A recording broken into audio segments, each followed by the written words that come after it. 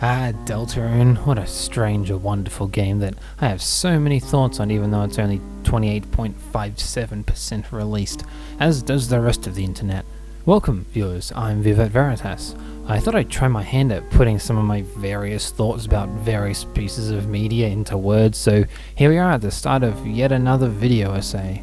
Yave? Anyway, up to bat is everyone's favourite freedom simulator, Deltarune, and also Undertale, since it's kind of impossible to talk about Deltarune without talking about Undertale, and honestly I think you should talk about both anyway. In case you need a refresher, Deltarune is a game currently 2/7 of the way through being released, made by Toby Fox and the rest of that team. Toby had the idea for Deltarune before Undertale, but obviously has made it after.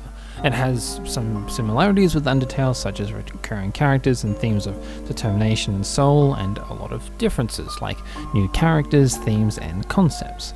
I care a lot about Deltarune, and for some reason I've been thinking about it a lot. It's probably the 12 hours of analysis videos I've watched over the past 2 days. Though I'm not really here to theorize. Lots of people have done that already, and I think they've done a pretty good job. I would probably just be rehashing what everyone else has already said, or just making some crackpot theory that doesn't really go anywhere. Instead, what I'm looking to do is to look over Deltarune more instinctively as an art piece, and try to figure out what Deltarune is trying to say up to this point. Of course, the full message is incomplete, but Toby knows that they're putting their game out like this, and so I would imagine is imbuing the entire game with the undercurrent of what they wish to get across. Ultimately, I'm a lot more inclined to believe information if it works with what I think makes a good or satisfying story, rather than if it technically explains everything that's going on. So I thought I would kind of just put my thoughts out about some of the main themes of Deltarune. Some things I do want to mention in terms of theories. If you're going to watch any theory videos, I highly suggest the 2 Deltarune videos by Andrew Cunningham about determination and Chris's soul, and also probably any that get released in time of me editing this. They're exceptional and lay the groundwork for some of the things I want to talk about here. I'm also going to be referencing the Chara/curator theory that can be found in the link in the description, because to me it honestly just makes too much sense to not talk about. Also, I'll be mentioning Gaster probably, because you kind of have to, and also I love him. The thesis of this video, if there is one, is mostly to examine the way that narration, identity, and control are used in both Deltarune and Undertale, and the way they can become diegetic. By the way, rereading this script, I realized about half of it is the word diegetic, so I should probably explain what that word means. It essentially means that something being part of the world. For example, diegetic music would mean music that the characters themselves hear in the world. So with that, I guess let's dive on in. The narration of Undertale is most likely provided by Chara. Hey, I said I was going to reference it, may as well get it out of the way. It's clear that in Undertale, Frisk and Chara are linked somehow. I don't really want to get into the nitty gritty, especially since I'd mostly be rehashing the Determinator's Chara analysis post that I mentioned earlier, but safe to say that Chara and Frisk play off each other, and Chara at the very least is aware of this. This enables the narration of Undertale to be full of energy and humour, the way Toby Fox likes to write, and be dynamic. It can also have some genuinely serious and touching moments from not only a character perspective, but also a player perspective. You're meant to feel surprised when you get a strange phone call, you're meant to be afraid when Asgore is facing you down, and you're meant to laugh at the butts pie. Flowey also addresses Chara, or whatever you've named them, by name at the end of a true pacifist route, and Chara even revealing themselves with the "It's me" player name, solidifying the diegeticness of this narration. These are real things happening, being interpreted by a sometimes unreliable and definitely not omniscient narrator, not some kind of detached metatextual entity. Of course, narration is hardly the only thing that Toby makes part of the world of Undertale. Most notable of this is the concept of saving and loading. In Undertale, this is explained as a quality of having the strongest determination. First it was Flowey, then it was Frisk, and maybe some of the other fallen humans, it's unclear. This literal interpretation of these game concepts impacts the world and narrative greatly, but also acts to enforce the no mercy route's literalness of grinding, of love and EXP. This might be a game to you, to Flowey, to Chara, but it's painfully real for everyone else because this is all they know.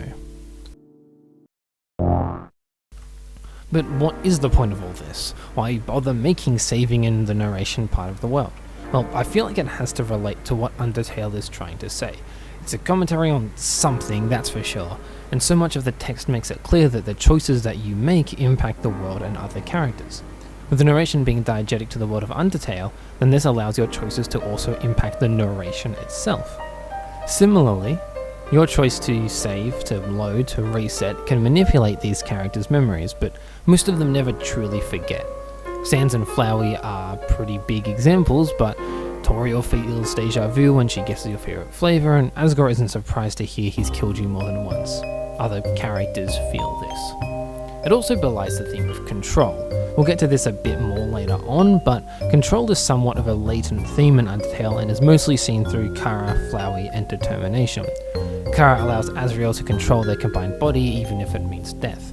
Flowey wants to be able to control the timeline again now that you've whisked away his powers. Chara actively wants you to continue controlling the two of you to become stronger and stronger at the end of a no mercy run. Control is being viewed as directly related to power. Where have I heard of a certain power being mentioned lately? Control is more than an incidental theme of Undertale. Of course, you need to control a character to play the game. It's something that the game is clearly interested in you thinking about. Controlling time with loads, controlling death with determination, controlling bodies with love. The fact that you even have to get into the code of the game itself to know all of its secrets, especially Gaster himself, implies the game giving control over to you, as if it is your humble servant. What I'd say you should remember for the rest of this video is that by making saving and loading diegetic through determination is Undertale's way of making control diegetic, and thus able to comment on that in-universe. So, what does that mean for Deltarune, the supposed main topic of this video? Well, saving and loading haven't been treated the same way, at least up to this point, and considering determination seems to be playing a role much more centered around creation, I doubt that they'll be treated the same way. This is supported by determination not being used outright when saving, though whatever this certain power is could be it, I guess. Something that's notable is that Chris has a save file before you override it in Chapter 1. This is notable because it implies that they would need to be aware of the concept of saving and loading before you were connected. As I mentioned before, I don't think this is necessarily true, as it relies on the same saving loading rules as Undertale, but I do think it is significant, if just to represent you overriding Chris's life. The narrator of Deltarune also seems to be aware of Undertale, such as making jokes about the jukebox, dialogue options with Sans, stuff like that. I'm not currently interested in the identity of the narrator of Deltarune, but more so how they interact with Chris and the world around them. Most of the time they comment in a similar tone that Chara does, sometimes with little jokes and observations that reflect both Chris and the feelings of a potential player. A few times we see Chris rebel against the narration, like when Chris says something sarcastically or confused when they don't agree with it. Clearly Chris has some level of control, but when they disagree with the narration, they make sure you know it, but in a more passive-aggressive way. Of course, with the player specifically, who is not the narrator in Undertale, we see that sometimes Chris and Rousey really just need us to get out of the way for some reason. Well, get back to that. So much more emphasis in Deltarune is being placed on the relationship between Chris and us as the player specifically, not some kind of entity that we can latch our name onto like was the case with Chara. In fact, it is precisely because we cannot do that and are forced to reckon with the idea of projecting and controlling a character that doesn't want to be controlled, one that never asked for this and is still very alive and very active in the narrative, since our name goes nowhere. Actually, about that, there is one thing I feel I should talk about. When you start up Chapter 2, even if you haven't played Chapter 1, you bring everyone to Rousey's Grand Fountain and the Castle Town, and suddenly it becomes populated and bustling, and the theme changes to My Castle Town. Something might stick out to you about that. My Castle Town. Not your Castle Town, as the narration generally prefers, or a Castle Town. My. This is reinforced by the fact that the town is also referred to as Player Town, player being whatever you named your player in the introduction. But that's weird, right? In Undertale it made sense when things were addressed by your character name, since that was referring to the entity generally referred to as Chara. But in Deltarune, you as a player don't exist in the same way that Chara did. This is the first time we ever see the player actually alluded to. Well, almost the first. Let's talk about the introduction. I love the introduction. There's obviously a lot of weird stuff that goes on in it, and most salient of which is the other him. I know it's practically confirmed to be Gaster, but since I want this video to have as little speculation as possible, I'm just going to refer to him as another him. This other entity, their location ambiguous, instructs us to create a vessel in both form and personality. They comment if we name the vessel or the creator a Deltarune character. If we try to name the vessel or creator Gaster, the game returns to the chapter selection screen. Most notably, for the purpose of this video, if we name the vessel and creator the same, another him says, Of course they are the same. It's my Gaster voice, I hope you like it. Of course you see yourself in your creation. This vessel is meant to represent you, your will, your hopes and dreams, and Chris doesn't. Chris is someone with their own will that you're imposing your own onto. There is a very clear change in speaking style when the game states your vessel will now be discarded. No one can choose who they are in this world. Lots of people interpret this as a different entity, normally Chara, but for the purposes of this video, I don't really care. What I'm more interested in is the line that no one can choose who they are in this world. This is a really interesting little quote that I feel like is meant to hammer in the whole your choices don't matter idea that people talk a lot about. Personally, I feel like if this is anything, it's a silent plea towards the player about Chris. You can't choose who you are, and this has happened to you, latched onto someone you didn't choose instead of your perfect vessel. Likewise, Chris didn't choose this either. They didn't choose to be controlled, so don't blame them for not liking it. It's also dramatically different to the freedom both we and Chris get in the Dark World, where people can change and become better and new. Almost like this is a red herring or something, telling us a piece of information deliberately to interfere with both our and Chris's potential to develop. Oh hey, I know the fact that they say this world could mean that you can choose who you are in the Dark World, I'm not really sure. The fact that this voice says your name is in the same style as the narration is also interesting, as from this point onwards this is how the narration refers to Chris, whereas beforehand another him was using you to refer to you, the player. How do you feel about your creation? Name your vessel, your own name, the same name that gets used in Castletown. Your name, my Castletown. Something I find interesting is that when starting a Chapter 2 save file without continuing from Chapter 1, you're invited to enter your name, that is only used for the Castletown, but not to make a vessel. In the game data, however, the vessel does exist, and apparently has chosen the first option of each question, except for its gift, which defaults to mind. I don't know what this means, but it's weird, so I thought I'd mention it. What I'm trying to show from this section that went on for much longer than I expected is that the player is actively being kept from being a diegetic part of the story, but something seems to be pushing back. When the player is contextualized in the world, it is on the outskirts in an odd reality-bending ways. Speaking of the player imposing their will on the world in odd ways, yeah, I guess I should talk about Snowgrave. Snowgrave, or Wrong Save, because anagrams are fun, is the route where everything goes bad, and the role that the player and/or narrator has on the game is greatly increased. Obviously, this is an incredibly specific route that you need to do a few particular things to even allow to happen, but the game does allow it to happen for those determined enough.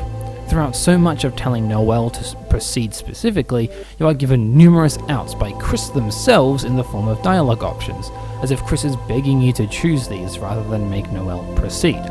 I don't believe this is a way for Toby to guilt us into not doing it. It's very obvious that it's bad outside of these options.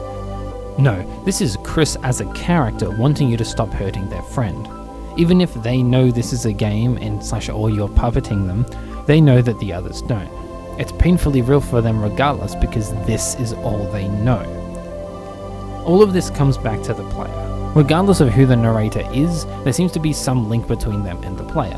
The player represents a level of control over Chris that they clearly have a less than positive relationship with but tolerate most of the time. They rip out their souls sometimes, evidently the means through which the player can control them, but I interpret that as a different mission, something that either the player isn't allowed to see or isn't allowed to interfere with. This probably ties in with Ralsei being painfully aware of the player's presence and talking to Chris in our absence, though I feel already that I'm slipping down the water slide into the pool that is speculation, so I'll stop here. What I'm hoping to point out is that you, or we, as the player, are given contextualization into the world where that did not previously exist in Undertale, as that player role was mostly foisted upon Chara. This also ties back to the way that saving and loading are diegetic to the world of Undertale. By making this a real part of Undertale's world, the fourth wall is never actually broken when talking about it or Chara, the stand-in for the player. Likewise, it follows that you as the player need to be diegetic in order to have some kind of commentary on it. That sounds a bit too much like a theory based on rampant speculation. I guess if you want to draw on any kind of theory from this, you could use this as evidence that the player themselves are going to be put in the game more. Maybe the discarded vessel is the knight. I don't know.